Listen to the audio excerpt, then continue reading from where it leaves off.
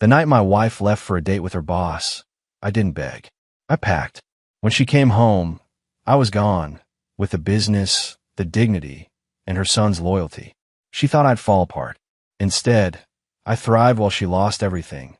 Job, house, reputation. Her affair partner ghosted her after stealing $38,000. My name is Dominic Marshall. I'm 45 years old, and I own 3 successful bars in downtown Portland.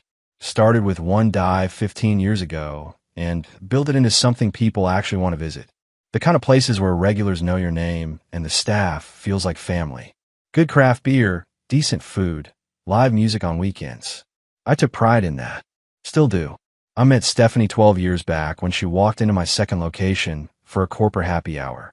She was 28 then, recently divorced with a 5-year-old son named Lucas.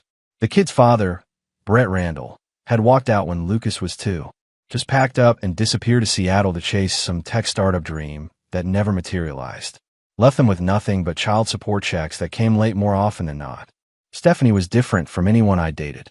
Sharp, ambitious, working her way up in B2B sales. She didn't need saving, which I respected. She wanted a partner, not a rescuer. But Lucas, man, that kid grabbed my heart from day one. Quiet, smart, always watching. Like he was waiting to see if I'd bail too. Testing the waters before he'd let himself trust. I didn't bail. I showed up. Every school play, every baseball game, every midnight fever when he'd wake up crying. I became his dad in every way that mattered.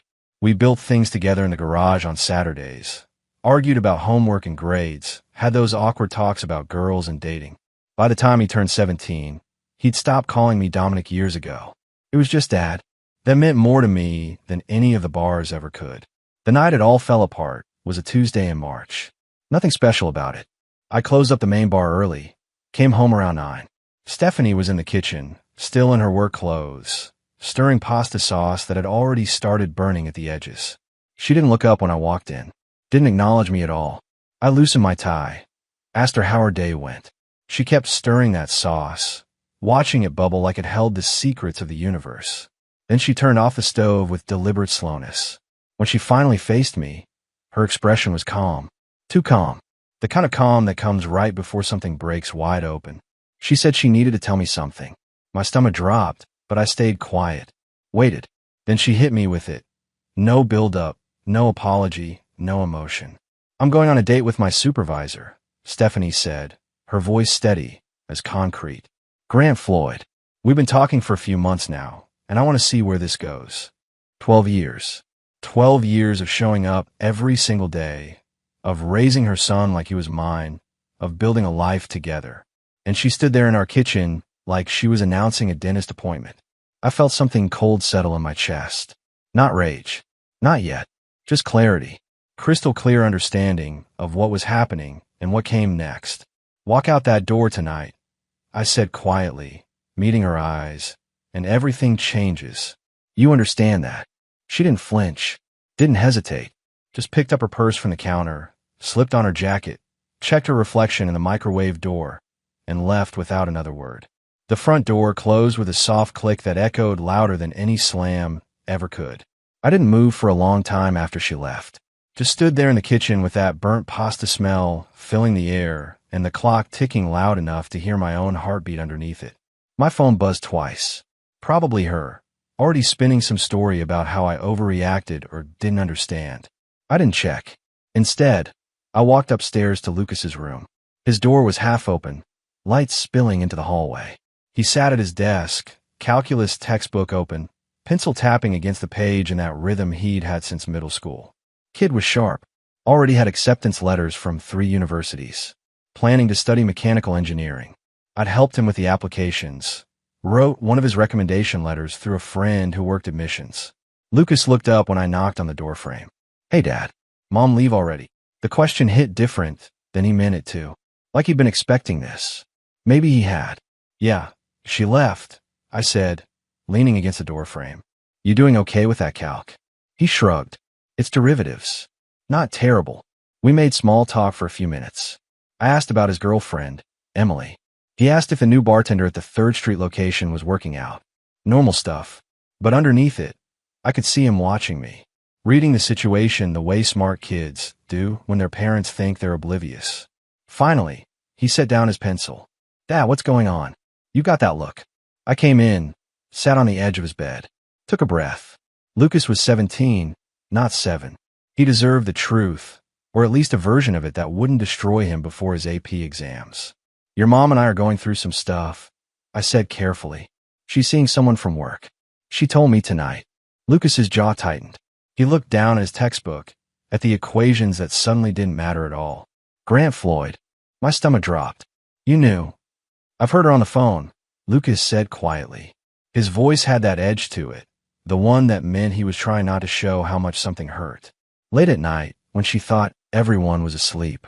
Laughing different. Talking different. I'm not stupid, Dad. I felt something shift in my chest.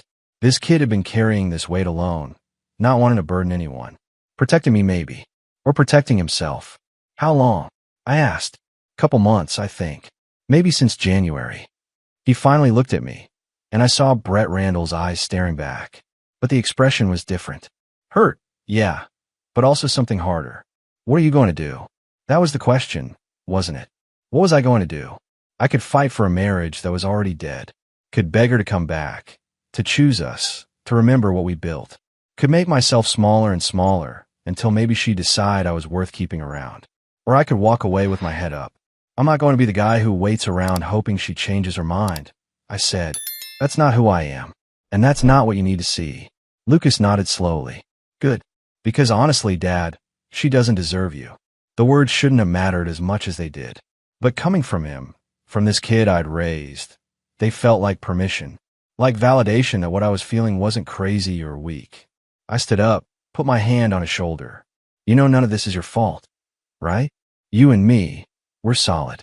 That doesn't change. I know, he said, but his voice shook just a little. Are you leaving? I don't know yet, I admitted. But whatever happens, you're going to be okay. We both are. I left him there with his calculus and went back downstairs. The house felt different now. Empty in a way it hadn't been before. I pulled out my laptop, opened a document, and started making a list. First item, call my lawyer tomorrow morning. Second, talk to my accountant about the bars and our joint accounts. Third, figure out how to dismantle a life without burning it all down. By the time Stephanie came home at 1 a.m, smelling like wine and cologne that wasn't mine, I was already halfway through my plan. She stood in the bedroom doorway, watching me type. We need to talk, she said. I didn't look up. No, we really don't. Wednesday morning, I was at my lawyer's office by 8. David Kowalski had handled the business paperwork when I bought my third bar. Smart guy, straightforward, didn't waste time on sympathy when you needed strategy. 12 years married, 1 stepson you've raised since age 5, 3 successful businesses, David said, reviewing the notes I'd sent over. And she works in B2B sales, making what, about $90,000 a year? Closer to 105 now, I said. She got promoted last year. Regional sales manager. David's eyebrow went up. So she's been out earning you for how long? 2 years, maybe 3. The bars do well, but I pay myself a modest salary to keep more capital in the businesses. Around $75,000 on paper. He leaned back in his chair, fingers steepled. Dominic, you know what that means in Oregon, right? Community property state. Given her higher income over the past few years, you could potentially claim spousal support. I thought about this at 3 a.m. while making my list. I could, but I won't. I don't want her money. I want out clean. Noble, David said. Expensive, but noble. What about the bars? All 3 were mine before we married.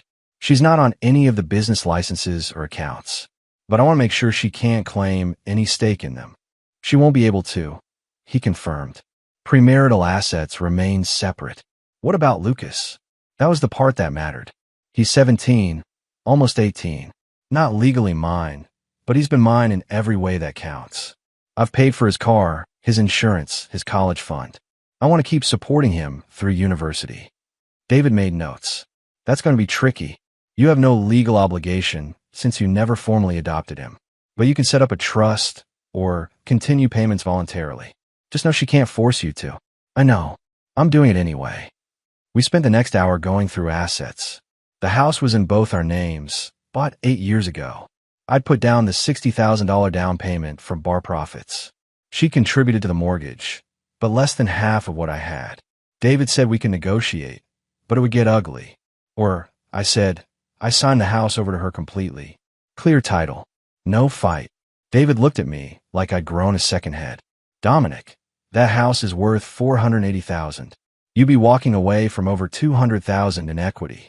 I'm walking away from a marriage that's already dead. I said, I don't want to spend 6 months fighting over furniture and square footage. I want out. I want it fast. And I want Lucas to see that a man can leave with his dignity intact. David sighed but started drafting the paperwork. You're making this too easy for her. No, I corrected. I'm making it hard for her to paint me as the villain. There's a difference. By noon, I had a plan. Stephanie would get the house, her car, all the furniture. I'd take my clothes, my personal items, and my freedom. Joint accounts would be split down the middle.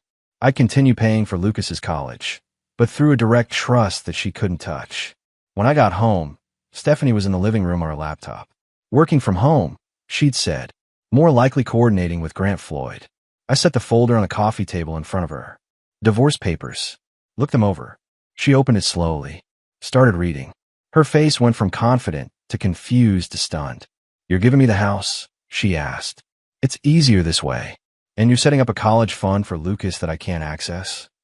That's right, I said. The money's for him, not you. He's got acceptance letters from 3 schools. I'm making sure he can go wherever he wants without worrying about tuition. Stephanie looked up at me, and for the first time since Tuesday night, I saw something like regret flicker across her face. Dominic, we can work through this. It was one date. We don't have to blow up our whole life over. One date, I interrupted, that you've been building up to for months. Lucas heard you on the phone with Grant. Late night calls. Different laugh. He's known since January. Stephanie, our 17-year-old son has been carrying that weight while you played house with us during the day and something else at night. She went pale. Lucas knew. Yeah, and you know what he said to me last night? That you don't deserve me. That's what your son thinks. I headed toward the stairs. I'm packing. I'll be out by the weekend. Sign the papers or don't. Either way, I'm done. Thursday morning, Lucas came downstairs early. I was at the kitchen table with coffee and my laptop, sending emails to my bar managers about covering my shifts for the next few days. He grabbed a protein bar, sat across from me. Dad, I need to tell you something, he said. I closed the laptop. What's up? Brett called me last night. His voice was tight. My biological father said he heard through someone that you and Mom were splitting up. He wants to meet. Reconnect. Of course he did. Brett Randall, who'd spent 15 years being a ghost, suddenly wanted to play dad now that things were falling apart. What did you tell him? I asked carefully. That I'd think about it. Lucas picked at the protein bar wrapper. I don't know, Dad. Part of me wants to tell him to go to hell. But another part wonders, what if he's changed? What if he actually wants to be in my life now? This was the conversation I'd been dreading. The one where I had to be the bigger man and not trash talk his biological father, even though every instinct screamed to do exactly that. Lucas, I can't tell you what to do here, I said. Brett's your father biologically. If you want to meet him, hear what he has to say, I'm not going to stop you. But, Lucas prompted, but I need you to protect yourself. I continued. Don't expect him to be the dad you've been missing, because you haven't been missing a dad. You've had one. He needs to earn the right to be in your life, not just show up when it's convenient. Lucas nodded slowly. You're not worried I'll replace you or something? No, I said honestly. You and I have 12 years of showing up together. That doesn't disappear because your mom and I are getting divorced, and it doesn't disappear because Brett wants a second chance at fatherhood. I'm going to meet him for coffee, Lucas decided. Saturday afternoon. Just to see. Is that okay? It's your choice, I said. But I'll be here when you get back, whatever happens. Friday evening, Stephanie's sister Rachel showed up at the house. I was loading boxes into my truck, moving the last of my things out to a furnished rental I'd found near the waterfront. Rachel stood in the driveway with her arms crossed, looking like she wanted to throw hands. You're really doing this? Rachel demanded. You're just walking away? Your sister walked away first, I said, loading another box. I'm just making it official. She made a mistake, Dominic. People make mistakes. Months of mistakes. I corrected. Months of lying. Months of making our son complicit in her deception. That's not a mistake, Rachel. That's a choice. Rachel followed me to the truck. She loves you. She's terrified she's losing you. I turned to face her. Did she love me when she was on the phone with Grant Floyd at midnight? Did she love me when she walked out Tuesday to go be with him? Because that's a funny way of showing it. She's going through something. Rachel tried again. Midlife crisis. I don't know. But you're throwing away 12 years over. She threw it away. I said flatly. I'm just cleaning up the mess. Now if you'll excuse me, I have more boxes to load. Rachel left, but not before telling me I'd regret this. That I was being stubborn and prideful. That real men fight for their marriages. Real men also know when a fight is already lost. Saturday afternoon, I was at my new rental when Lucas texted me. Just 3 words. Can you pick me up? I drove to the coffee shop where he'd met Brett. Lucas was standing outside, hands in his pockets, looking smaller than his 6-foot frame should allow. I pulled up, and he got in without a word. We drove in silence for 5 minutes before he finally spoke. He spent the whole hour talking about his startup. Lucas said quietly, how it's finally taking off, how he's been so busy building something. Asked if I want to come to Seattle for a weekend, see his office. Didn't ask about school. Didn't ask about you or mom. Just talked about himself. I kept my eyes on the road, hands steady on the wheel. He's not you, Lucas said, voice breaking just slightly. He's never going to be you. I pulled into a parking lot, put the truck in park, and looked at my son. I'm sorry he disappointed you. I'm not, Lucas said, wiping his eyes quickly. Because now I know for sure. You're my dad. Only dad I need. I hugged him right there in the truck, and he didn't pull away. The divorce was finalized in 6 weeks. Quick and clean, just like I wanted. Stephanie signed everything without fighting. She got the house, her car, half the joint savings. I walked away with my dignity and my bars. And Lucas, though not on paper, was still mine in every way that mattered. What I didn't expect was how fast everything else would fall apart for her. It started with a phone call from my accountant, Jim, 3 weeks after I moved out. He'd been going through the books for tax season and found something off in our joint account statements from the past year. Dominic, I need you to look at these transactions, Jim said over the phone. There are wire transfers totaling about $38,000 over the past 8 months, all going to the same recipient. My stomach dropped. Who? Someone named Grant Floyd. I sat down hard in my new living room. $38,000. Money from our joint account. Money we'd both contributed to, going directly to the man she'd been having an affair with. Can you send me the statements? I asked. Within an hour, I had them. Monthly transfers. $2,000 here, $5,000 there. One big chunk of $8,000 in December, right before Christmas. The Christmas where she'd bought me an expensive watch and told me how much she loved our life together. I called David Kowalski. I need to amend the divorce settlement. It's already finalized, Dominic. She stole $38,000 from our joint account and gave it to her lover, I said flatly. That's marital asset dissipation. I want it back. David was quiet for a moment. Forward me everything. If this is what it looks like, we can file a motion. 2 days later, Stephanie showed up at my bar during the dinner rush. She looked different. Thinner, darker circles under her eyes. She sat at the end of the bar and waited until I had a free moment. We need to talk, she said quietly. About the money. I poured myself a water, leaned against the back counter. Yeah, we do. I can explain. $38,000, Stephanie. You gave our money to Grant Floyd. What's to explain? She looked down at her hands. He had debts. His wife found out about us and hired a lawyer. He needed help with legal fees. I was trying to. You were trying to what? I cut her off. Save his marriage while destroying ours. Using money that was partially mine to fund his divorce from another woman. Several customers glanced over. I lowered my voice. You're paying it back. All of it. I don't have it, she whispered. I took out a personal loan to cover some of it already. And Grant, he's not answering my calls anymore. I stared at her. What do you mean he's not answering? His wife found out about the money. She's filing fraud charges against him. HR at his company launched an investigation. He got put on administrative leave yesterday. He told me we need to stop talking, that I'm making things worse for him. The pieces fell into place. Grant Floyd hadn't wanted a relationship. He'd wanted a safety net, someone to help him manage the fallout of his own mistakes. And Stephanie had been desperate enough to believe she was special. That's not my problem, I said. You stole from me. My lawyer's filing a motion to reclaim the funds. You've got 2 options. Pay me back voluntarily or we do this in front of a judge. Dominic, please. I made a mistake. I know I did. But I can't afford. Should have thought of that before you wired our money to your married boyfriend, I said. Now if you'll excuse me, I have customers. She left without ordering anything. By mid-April, word had gotten around. Small city, smaller business community. People talk, especially when someone like Stephanie Marshall, regional sales manager, gets tangled up in a scandal involving her married supervisor and missing company funds.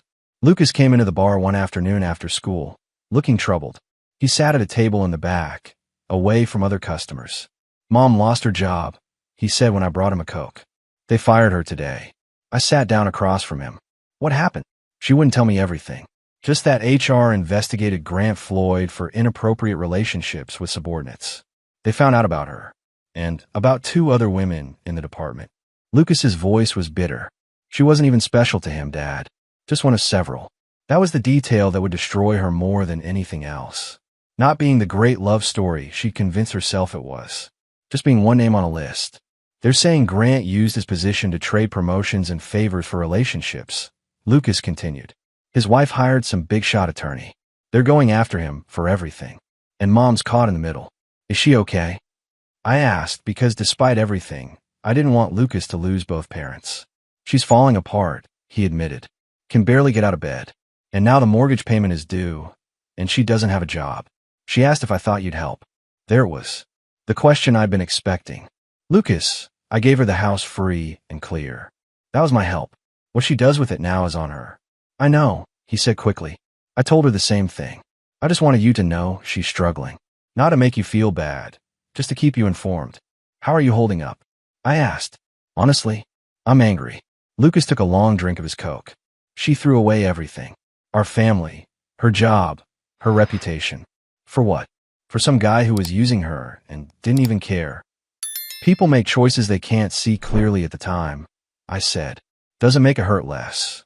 Brett called again. Lucas added. Heard about Mom losing her job. Offered to let me move to Seattle with him. Said he could provide stability. I kept my expression neutral. What did you tell him? That I'm staying here. I've got 1 more year before college, and I'm spending it with you, not some guy who shows up when things get messy. Lucas met my eyes. You're still paying for my college, right? Every penny, I confirmed. That trust fund is locked in. Your mom can't touch it, and neither can anyone else. You're going to state, and you're going to study engineering, and you're not going to worry about money. Relief washed over his face. Thank you, Dad. 2 weeks later, I heard from Rachel, Stephanie's sister. She called me at the bar, sounding desperate. Dominic, she's going to lose the house. The bank sent a foreclosure notice. She can't make the payments without a job, and no one's hiring her after what happened. That's unfortunate, I said, and meant it. But it's not my problem to solve. She's your wife. Ex-wife. I corrected. She made her choices, Rachel. I gave her the house because I wanted Lucas to have stability. She couldn't maintain it. That's on her and not me. You're heartless, Rachel spat. No, I said calmly. I'm just done cleaning up her messes. She needs to figure this out herself. By the first week of May, Stephanie had moved into a small apartment across town. The house went back to the bank. All that equity, all that stability, gone because she couldn't manage the payments alone. She'd burned through her savings trying to help Grant Floyd, and now she had nothing to show for it. Lucas stayed with me full-time. Officially, it was supposed to be joint custody, but Stephanie didn't fight when he asked to make my place his primary residence. She was too buried in her own collapse to argue. One evening, Lucas and I were closing up the main bar together. He'd been helping out a few shifts a week, learning the business side. Good kid, responsible, nothing like the chaos his mother had become. You know what's weird? Lucas said, wiping down tables. I don't even miss her. Like I know I should. She's my mom. But I look at her now, and I just see someone who threw away everything good for something that was never real. She's still your mom, I reminded him gently. Even when parents mess up, they're still parents. Yeah, but you taught me something, Dad. You taught me that love is about showing up, about being consistent, about choosing people every day, not just when it's convenient. He looked at me. She didn't choose us. So why should I feel bad about choosing you? I didn't have an answer for that. Just pulled him into a hug and let him know he'd made the right call.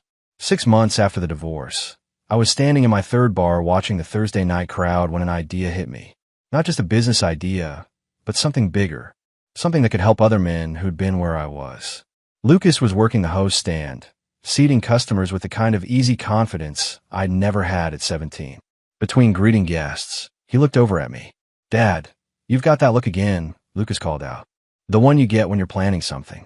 I waved him over during a lull. "What would you think about me starting a podcast?" He raised an eyebrow. "About what?" "Craft beer. About divorce. About walking away with dignity. About what it means to be a man when your whole life falls apart and you have to rebuild from scratch." Lucas considered this. "Like sharing your story?" "My story and other men's stories. I've had so many guys come through these bars in the past few months, sitting alone, looking lost, divorced, separated, trying to figure out what comes next. They see me managing, and they ask how I did it." I gestured around the bar. "I could reach more people than just the ones who walk through these doors." "Would you talk about Mom?" Lucas asked carefully. "Not a trasher," I said, "but to be honest about what happened and how I dealt with it. Would that bother you?" He thought for a moment. "No. Actually, I think it might help people. You didn't fall apart, Dad. You didn't get bitter or angry. You just moved forward. That's worth sharing." 2 weeks later, I'd set up a basic recording setup in my apartment. Bought a decent microphone, downloaded editing software, watched about 30 YouTube tutorials. My first episode was rough, stumbling over words, too many pauses. But I kept at it. I called it The Quiet Exit, Leaving with Dignity. Each episode, I talk about a different aspect of my experience. The moment I knew it was over. The decision to walk away instead of fight. How I maintained my relationship with Lucas. What it meant to rebuild your identity after being someone's husband for 12 years. The response started slow. 10 downloads the first week. Then 50. Then 300. By the end of the second month, I was getting 5,000 downloads per episode. Men were emailing me, sharing their own stories, thanking me for putting words to feelings they couldn't express. One email stood out. It was from a therapist named Dr. Patricia Holbrook in Seattle. "Mr. Marshall, I've been recommending your podcast to my male clients going through divorce. Your approach to emotional processing while maintaining dignity is exactly what many men struggle to achieve. Would you be interested in being a guest on my Therapeutic Workshop podcast?" I did the interview. Dr. Holbrook asked thoughtful questions about how I'd managed to stay centered, how I'd protected Lucas from the worst of it, how I'd resisted the urge to destroy Stephanie even when she deserved it. "You went to therapy before you left, didn't you?" Dr. Holbrook asked during the interview. "For about 2 years," I confirmed. "I knew things weren't right. I tried to get Stephanie to come to couples counseling, but she always had an excuse. Too busy with work, didn't think we needed it, didn't want to air our problems to a stranger. So I went alone." "And your therapist supported your decision to leave?" "Eventually, yes. After 2 years of me trying everything to save the marriage, my therapist said something I'll never forget. "Dominic, you can't be the only one fighting for a relationship. At some point, staying becomes self-abandonment." That's when I knew I had permission to let go. The episode went viral in therapeutic circles. Suddenly, I was getting interview requests from other podcasters, from men's support groups, from divorce recovery organizations. The bars kept running smoothly with my managers handling day-to-day operations, which gave me time to develop this new direction. Lucas started helping with the podcast, editing episodes, managing the email inbox. He'd read messages from listeners and sometimes share the ones that hit him.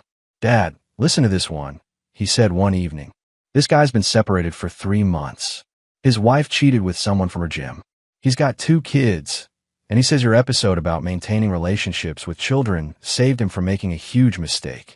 He was going to trash talk their mom in front of them, but he listened to you and realized it would only hurt the kids. That's what it's about," I said. Breaking the cycle of bitterness. By month 4, the podcast had a sponsor. A men's mental health organization wanted to advertise their services. The revenue wasn't huge, but it was something. Enough to invest back into better equipment. Maybe hire someone to help with production. And through it all, I kept hearing bits and pieces about Stephanie through the Portland grapevine. She'd moved into a small studio apartment. Working retail now. Couldn't find anything in sales after the scandal. Her sister Rachel had stopped talking to her after Stephanie asked to borrow money for the 3rd time. I didn't take pleasure in her downfall. But I didn't feel guilty about it either. She made her choices. I'd made mine. We were both living with the consequences. August rolled around, and Lucas got his acceptance packet from Oregon State. Full ride academic scholarship, plus the trust fund I'd set up meant he wouldn't have to worry about money. He was leaving for school in 3 weeks, and I could see him starting to get nervous about leaving me alone. "Dad, you're going to be okay, right?" Lucas asked one morning over breakfast. "Like, you're not going to fall apart when I leave?" I smiled. "I survived your mother leaving. I think I can handle you going to college." "That's different. You wanted her gone. You don't want me gone." "No, I don't," I admitted. "But I'm proud of you for going. And you're only 2 hours away. You'll be home for holidays, some weekends. This is what's supposed to happen, Lucas. You're supposed to grow up and go do great things." He nodded, but I could see the worry still there. He'd been my anchor through all of this, and now he was worried about leaving me adrift. That afternoon, I got a call from a number I didn't recognize. When I answered, I heard Stephanie's voice, but different. Smaller. Broken. "Dominic, I need help," she said. "I'm being evicted from my apartment. I don't have anywhere to go. Can you?" "No," I said firmly but not cruelly. "I can't, Stephanie. Please. I know I don't deserve it, but I'm desperate. I've burned through all my savings. Rachel won't talk to me. My parents said I made my bed. I don't have anyone else." "You had someone," I said quietly. "You had a husband who showed up every day. You had a son who loved you. You had a stable life. You traded all of that for something that was never real." "I know," she whispered. "I know that now. I see it so clearly now. Grant never cared about me. He used me for money and comfort, and when things got hard, he disappeared. And I let him because I was so desperate to feel special. Stephanie, I feel for you. I really do. But I'm not your solution. You need to figure this out on your own. What am I supposed to do?" Her voice rose with panic. "I can't afford first and last month's rent anywhere. I'm working minimum wage. I'm 40 years old, starting over with nothing." "Then you understand how I felt when you walked out that door," I said. "Except I had businesses and skills and a support system. You have to build that for yourself now. Maybe there are shelters, assistance programs, roommate situations. I don't know. But it's not my job to know anymore." She was crying now. "Can I at least see Lucas before he leaves for school? To say goodbye properly? That's up to him, not me. He's got my number. If he wants to see you, he'll call you." I hung up and immediately called Lucas. Told him about the conversation. "Do you want to see her?" I asked. No judgment either way. Lucas was quiet for a long moment. "Yeah, I think I do. Not because I forgive her, or because I want to help her, but because I need closure. I need to tell her everything I've been holding in." We met Stephanie at a coffee shop 2 days later. She looked terrible. Hair unwashed, clothes wrinkled, eyes hollow. The confident, put-together woman I'd married was gone, replaced by someone I barely recognized. Lucas sat across from her while I stayed at a table nearby, close enough if he needed me, but far enough to give them privacy. I watched my son talk to his mother for 40 minutes. Saw her crying, saw him staying composed, saw her reach for his hand and him pulling back. When they finished, Lucas stood up, said something final, and walked away. He didn't hug her goodbye. In the car, Lucas was quiet for a while before speaking. I told her I loved her because she's my mom, but that I didn't respect her anymore. That she'd taught me exactly what kind of man not to be and what kind of woman not to marry. I told her that Dad showed me what real strength looks like, and it's not about winning or losing. It's about how you handle yourself when everything falls apart. How did she respond? I asked. She said she understood, that she was proud I turned out so well despite her mistakes. And then she asked if you were seeing anyone new. I glanced at him. What did you tell her? I told her it was none of her business, that you'd moved on in every way that mattered, and who you date or don't date isn't her concern anymore. Smart kid. Always had been. 18 months after the divorce, I was invited to speak at a men's wellness conference in Seattle. The podcast had grown beyond anything I'd imagined. 60,000 regular listeners, partnerships with 3 major men's mental health organizations, and a waiting list for my in-person workshops that stretched 4 months out. Lucas was in his sophomore year at Oregon State, thriving in his engineering program. He came home most weekends, still helping edit podcast episodes and manage listener emails. Kid had become my unofficial business partner, and he was good at it. The conference organizers put me up in a nice hotel downtown. 200 men registered for my session titled Dignity in Divorce. The power of the quiet exit. I stood backstage, adjusting my microphone, when one of the organizers approached me.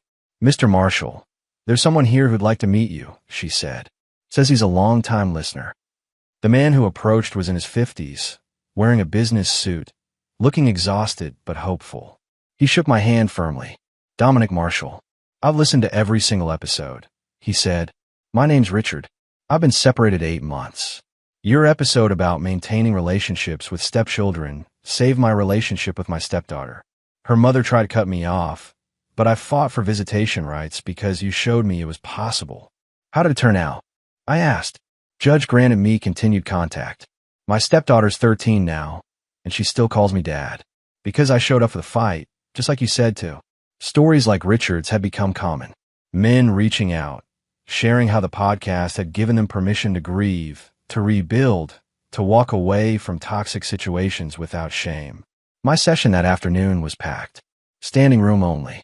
I talked for 45 minutes about my journey, about the decision to leave, about building something new from the ruins. Then I opened it up for questions. A younger man, maybe 30, raised his hand. "How did you resist the urge to destroy your ex-wife? To make her pay for what she did?" I considered the question carefully. Because destroying her wouldn't have rebuilt me. It would have kept me tied to her, to the anger, to the past. Walking away wasn't weakness. It was the strongest thing I could do. It said, "You don't get any more of my energy, my time, or my peace." Another man asked, "Do you ever regret giving her the house?" That was a lot of money to walk away from. "Not once," I said honestly, "because it bought me something more valuable than equity. It bought me freedom from a prolonged legal battle. It showed my son that a man can be generous even when he's been wronged. And it meant I could start fresh without her shadow over everything I built next."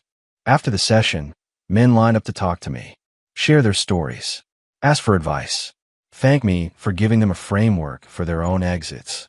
That evening, I got a text from an unknown number. When I opened it, my chest tightened. It was from Stephanie. "I heard about your conference, about how successful the podcast is. I'm glad you're doing well. I'm sorry for everything. I'm getting help now. Therapy, like you suggested years ago. Too late for us, but not too late for me. Lucas is a good man because of you. I know that now." I stared at the message for a long time. Part of me wanted to ignore it. Part of me wanted to respond with something cutting. But mostly, I just felt tired of carrying any remaining weight from that chapter. I typed back, "I'm glad you're getting help. That's good. Take care of yourself." Then I blocked the number.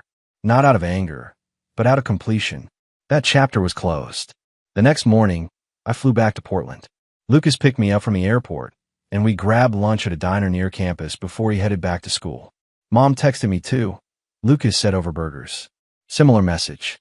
Apologizing, saying she's in therapy, asking if we could have coffee sometime. "Are you going to?" I asked. "Maybe. Eventually. But not because I forgive her. Because I want to see if she's actually changed, or if she's just lonely." He took a bite of his burger. "How did you respond?" I wished her well and blocked her number. Lucas nodded slowly. "That feels right. Clean break. No loose ends. How's Emily doing?" I asked, changing the subject to his girlfriend. His face lit up. "Good. Really good. She's talking about transferring to state next year. We'll see. You happy, Lucas?" "Yeah, Dad. I really am." That's all I needed to hear. 3 years after the divorce, I stood in a church in Eugene, Oregon, watching Lucas adjust his tie in the mirror. He was 20 years old, halfway through his junior year at Oregon State, and getting married to Emily in about an hour. Yeah, maybe. But when you know, you know. And watching the way he looked at her, the way he planned their future with the same methodical precision I'd taught him, I knew he'd be okay. "You ready for this?" I asked him. Lucas turned from the mirror, grinning. "Never been more ready for anything." "Emily's it, Dad. She's the one. I'm happy for you, son." He straightened his tie one more time, then looked at me seriously. "Dad, I need to tell you something. Mom asked if she could come. I told her no." My eyebrows rose. "That's your call, not mine." "I know, but I wanted you to know why. It's not because I hate her or because I'm punishing her. It's because this day is about Emily and me, and about the people who helped us get here. You helped me become the kind of man Emily wants to marry. Mom didn't. She taught me what not to do, and that's valuable too, I guess. But this day belongs to the people who showed up. She's still your mother, Lucas. And I've made peace with that. We have coffee sometimes. She's gotten better, actually. Therapy helped. She's working as a sales associate at a furniture store, dating some accountant she met at church, living a quiet life. But that doesn't change the fact that you're the one who raised me. You're the one walking me down the aisle. The ceremony was simple and beautiful. Lucas stood at the altar looking nervous and excited. When Emily walked down the aisle, his face transformed into pure joy. I sat in the front row next to my date, Catherine, a gallery owner I'd been seeing for about 8 months. Good woman, independent, no interest in moving too fast. We fit. During the reception, Lucas pulled me aside. Dad, there's someone here I want you to meet. He led me to a table where a man in his 40s sat alone, looking uncomfortable. Brett Randall, Lucas's biological father, who tried to reconnect 3 years ago and failed. Brett came, Lucas said simply. I invited him, as a guest, because I wanted him to see what he missed, what he gave up, and what you built. Brett stood up, offered his hand. I shook it. Congratulations on raising a fine young man, Brett said quietly. I know I didn't have anything to do with it, but I wanted to be here to acknowledge what you did. Thank you for coming, I said, and meant it. Lucas had turned into exactly the kind of man I'd hoped he would. Strong, thoughtful, capable of forgiveness without being a doormat. He'd learned from both his parents' mistakes and my consistency, and now he was starting his own family with those lessons built in. During the father-son dance, Lucas leaned in and said, Thank you for choosing me, Dad. For staying when you didn't have to. For showing me what a real father looks like. You made it easy, son. You were always worth it. Later that night, Catherine and I drove back to Portland. She squeezed my hand in the darkness of the car. You raised a good one, she said. I had good material to work with. Stephanie's loss, Catherine added. No, I corrected gently. It was her choice. Loss implies something was taken. She walked away, and that's what made room for everything that came after. We drove in comfortable silence, and I thought about the past 3 years. The bars were doing better than ever. The podcast had become a steady part of my life, helping thousands of men find their way through darkness. Lucas was launched, happy, building his own future. And me? I'd rebuilt from nothing into something solid. Not bitter, not broken, just different. Stronger in ways I hadn't known I needed to be. I pulled into my driveway, and Catherine kissed me goodnight. See you tomorrow? Tomorrow, I confirmed. Inside my house, I made tea and sat on the back deck, looking at the Portland lights. My phone buzzed. A message from Lucas. Home safe. Thank you for everything, Dad. Love you. I typed back. Love you too, son. Proud of the man you've become. And I was. Proud of him. Proud of myself for doing the hard thing 3 years ago. Proud that I'd walked away, quietly instead of burning everything down. Stephanie had destroyed her own life. I'd rebuilt mine. And in the end, that was the difference between us. She'd chased something that was never real. I'd held on to what mattered. The night was quiet, the air cool, and for the first time in years, I felt completely at peace.